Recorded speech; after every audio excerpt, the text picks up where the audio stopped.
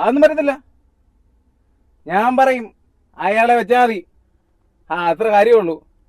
ഒന്നൊരു എൻ്റെ അത്ര പ്രഗത്ഭരായ ഒരാളെങ്കിലും അവിടെ വേണ്ടേ? അത് മതി.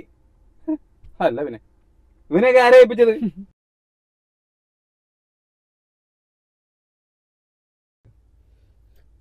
ഓ ഇവനാ പ്രഗത്ഭൻ. ഇവനെ അങ്ങനെ ഒഴിവാക്കണ്ട. മറ്റേ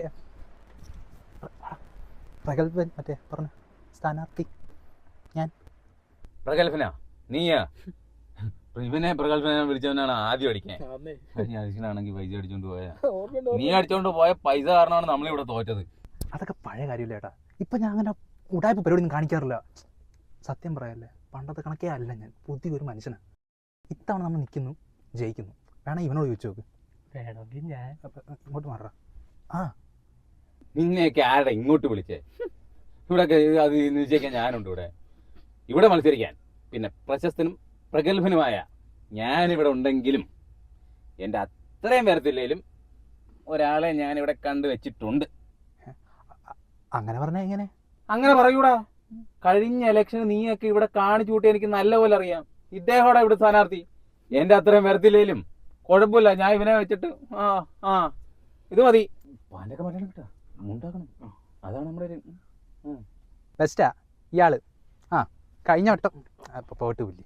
കഴിഞ്ഞ വട്ടം പാർട്ടിക്ക് വേണ്ടി തോരണ മേടിക്കാൻ പറഞ്ഞപ്പം തോരപ്പരിപ്പ് പിടിച്ചോണ്ടാ കിഴങ്ങന അയാൾ. പോസ്റ്റ് ഒട്ടിക്കാൻ പറഞ്ഞാൽ തിരിച്ചൊട്ടിക്കും.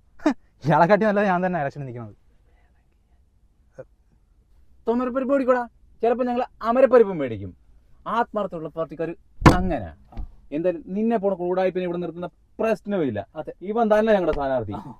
എന്തായാലും എൻ്റെ അത്രയും വരത്തില്ലെങ്കിലും ഇവൻ തന്നെ മതി. ഓഹോ, എത്ര വെള്ളിക്കാശനാ പറഞ്ഞ സാറേ നിങ്ങൾ എന്നെ ഒറ്റ കൊടുത്തത്. പോടാ. നിങ്ങൾ ഒന്നോർത്തോ, എൻ്റെ കൊക്കിന് ജീവൻ അല്ല അത് വേണ്ട, യവന് ജീവൻ ഉണ്ടെങ്കിൽ നിങ്ങൾ ഈ ഇലക്ഷന് ജയിക്കൂല.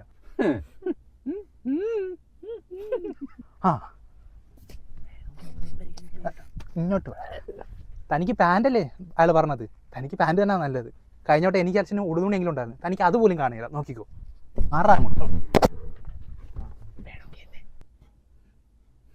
ചുമ്മാ നമുക്ക് കയറിട്ടിട്ട് വെക്കാം.